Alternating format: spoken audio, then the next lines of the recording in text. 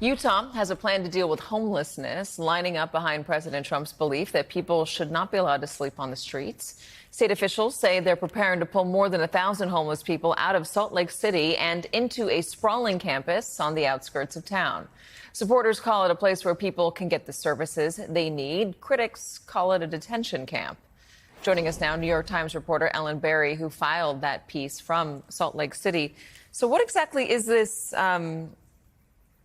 campus, this camp? So for now, this is still in its planning stages. It hasn't been built, but it is definitely an effort to kind of operationalize the president's executive order from the summer, which said that overwhelmingly homeless people are suffering from mental illness or addiction, and overwhelmingly they should be put into long-term institutional care. That is a reversal of our longstanding approach to homelessness, which has prioritized housing. So this plan is a very large facility that would be devoted in large part to treatment of psychiatric and substance abuse disorders. So it's kind of, you could argue, bringing back mental health institutions, which had fallen out of favor. There are arguments on both sides of this, as you well know, as you've reported. There are people who say it is not a good idea to let people suffer on the streets, that some people really do need help and they're not capable of getting themselves that help. And there are others that say if you force them into an institution or camp or campus, whatever you want to call it, and you don't allow them to leave, you violate their civil rights, you violate their free will. Do we have a sense of what this campus, if it's actually going to be staffed, if it's actually going to have the resources they need, and how it's going to be funded? There are lots of questions, and those are some of the most important ones. The proposal, as I understood it, is actually a hybrid with about 1/3 of the beds, a kind of low barrier shelter, so that would be presumably voluntary, and the other 2/3, 800 beds, would be involuntary. Either through civil commitment procedures or a diversion program through the courts. So you're sort of looking at a large facility that is in part involuntary and in part voluntary. Do we know who's paying for this? Well, it would have to be the Utah legislature, and that is a big question mark, whether there is going to be willingness to fund it. And I think the fear is that if this ball gets rolling and the services are not funded, then it becomes much more of a warehousing type facility and less of a treatment facility. So this is what is not yet clear. It's expensive to create psychiatric beds, and across the country we have a shortage of psychiatric beds for that reason. So expanding psychiatric treatment in this way would be extraordinarily expensive. Yeah. Ellen Berry. Ellen, thank you so much for joining us.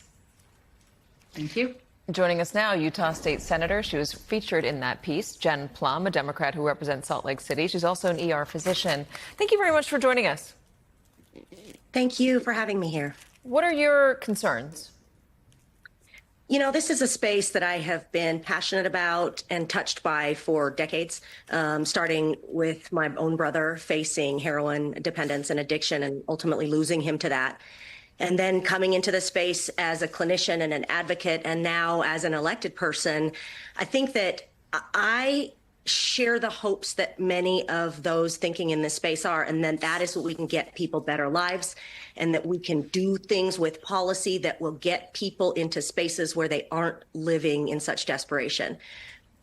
But seeing this proposal and seeing it come from a homeless services board that doesn't have a single medical person on it to represent what it would take, I'm worried that these good intentions have the potential to lead to wasted time, wasted money, and violations of people's civil liberties. So for me, that's kind of the, in a nutshell, concerns that I have. That is a good point. And again, I think it's important to remember that there are people that do really need help and are struggling, and there are family members who want their loved ones to get the help that they need. And sometimes, in some cases, voluntary is not necessarily an option. That being said, You are a part of the legislature and you've expressed your concerns. Is there a way to amend any legislation that might come up to make it so that it's mandatory to have a certain number of healthcare professionals, of addiction professionals, psychiatric professionals on staff and there every year in order to make sure that these places don't become detention centers? I think that's really a crucial point. And how much of that happens in policy and code versus how much of that happens in planning, that all remains to be seen. You know, we've almost hit this inflection point where folks are saying, oh, housing first didn't work. Now we need this treatment first model. And for me, I don't see it that there's opposing camps. I see it that there's the same needs for people. And for me, housing first was supposed to mean get a roof over people's head first, and then get them the treatment they need, the supports they need, the case management they need, the education they need. Housing first, for me, that's what that meant, and then build upon.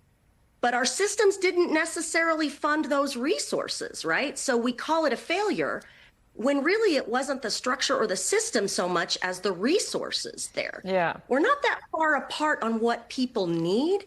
Where our chasm is the expectation of whether or not we can force people into it or not. I personally know from a fact, from a family member and from a clinician, you cannot force people into wellness. You have to provide an environment that supports them, and they have to want it.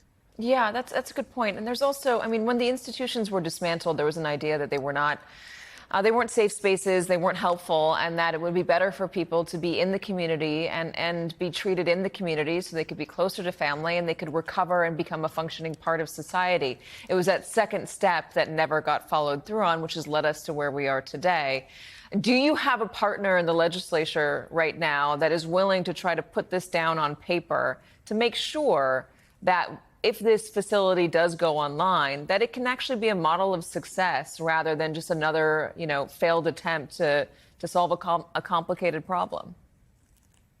You know, I think that there are a number of partners that I can look to, and that I hope we have the kind of collaborative relationships where we can go head on at this as a problem, right? Not as a political problem, but as an actual human problem and as an actual policy response problem. I think we've got to have some honesty about what this is going to cost to build it. I personally don't believe a structure of 14 buildings can be built for $75 million.